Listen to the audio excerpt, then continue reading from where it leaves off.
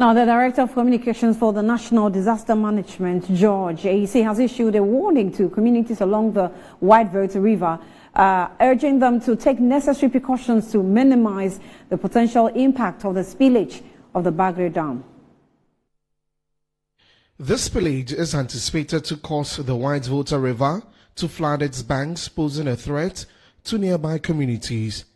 Areas of impact include Upper East, Talensi, Zebula, Nagdam, Pusiga and Boku districts in the region, with potential effect extending to the northeast, northern, Savannah regions and possibly Upper West region.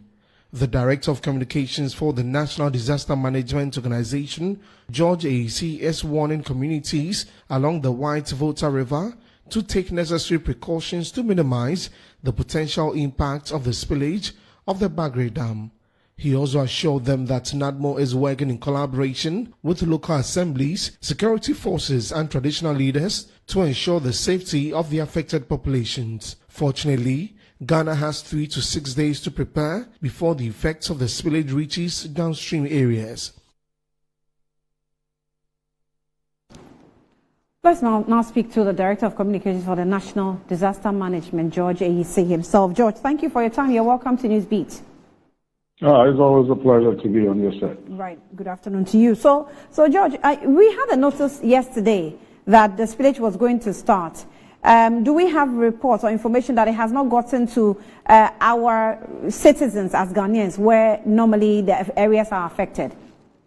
No, it hasn't gotten there. They started the spillage yesterday.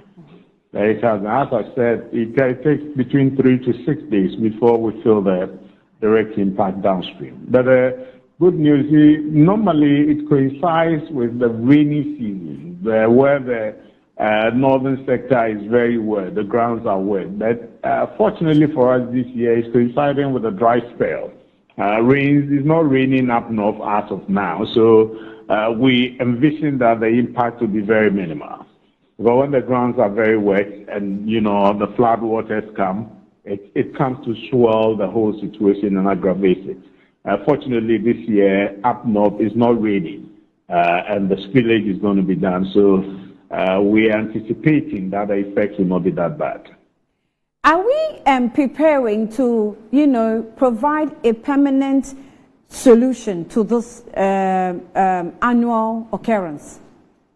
Yeah, the permanent solution lies in the construction of the Polugu Dam. That is what government policy and decision is geared towards, providing permanent solution. But unfortunately, the funders of this Polugu Dam construction, the final hydro, is halted a bit when COVID kicked in. And so we believe government negotiations with them may result in the kick-starting or restarting that project. That is what is geared towards providing permanent solution for this situation. So how best are we monitoring the spillage itself, so that and are the people also willing to move? Because when you tell them to move, the question is, where are you asking them to move to? Annually, you see them on the road, on the streets, in the bushes somewhere, just for safe haven. They have absolutely nowhere to go. So do we have any temporal shift system or makeshift system for them in the meantime as the water comes down? Yes. When we have to move them, we have temporal classrooms, community centers, and integrating with family members in higher and safer areas. That's been the engagement we've been doing. So, but some are advocating for permanent resettlement, right, moving them from where they are. That may be difficult. You know why? Because the banks of the White River and the Black River are the most fertile areas, and they are engaged in farming activities along those places. So even if you move them, they will come back to begin their farming activities there. And so that's been the challenge. Yes, so they go and they come back because of the fertility of the soil along the banks of the river.